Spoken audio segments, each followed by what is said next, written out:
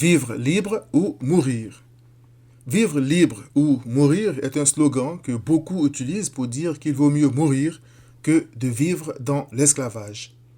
Pour le croyant, la liberté a un grand prix. Il sait ce que c'est que vivre sous la tyrannie du péché et de la loi de Moïse. Ayant été libéré de l'esclavage par Christ, il affirme que, Dieu voulant, il ne se laissera asservir par quoi que ce soit. 1 Corinthiens 6, verset 12.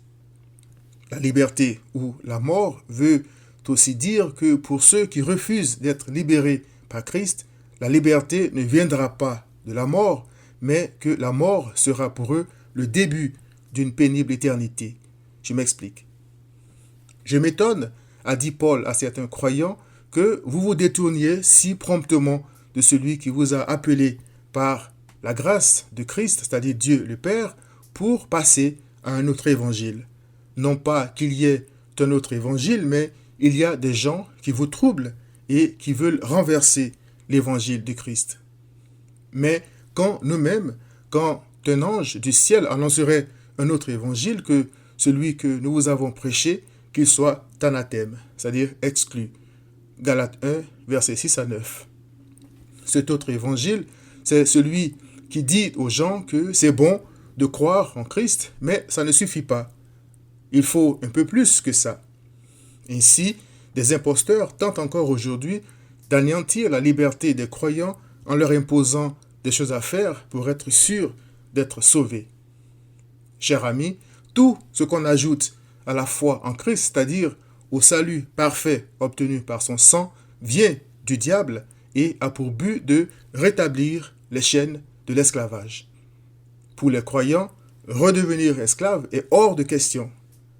À ceux qui sont en Christ, Paul a dit, « Frères, vous avez été appelés à la liberté. » Galates 5, verset 13. Il s'agit d'une liberté qui me permet d'adorer Dieu volontairement, sans aucune obligation, mais par amour, ayant goûté que le Seigneur est bon. 1 Pierre 2, verset 3. Christ a donné à son Père absolument tout ce qu'il exigeait de moi pour que ma vie soit cachée avec Christ en Dieu pendant que je suis sur terre. Colossiens 3, verset 3. Je suis désormais libre d'adorer Dieu parce qu'il n'y a plus de condamnation pour moi. Romains 8, verset 1. Grâce à Christ.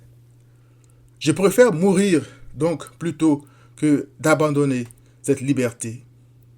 Après avoir dit, frères, vous avez été appelés à la liberté, Paul a ajouté, seulement, ne faites pas de cette liberté un prétexte pour vivre selon la chair.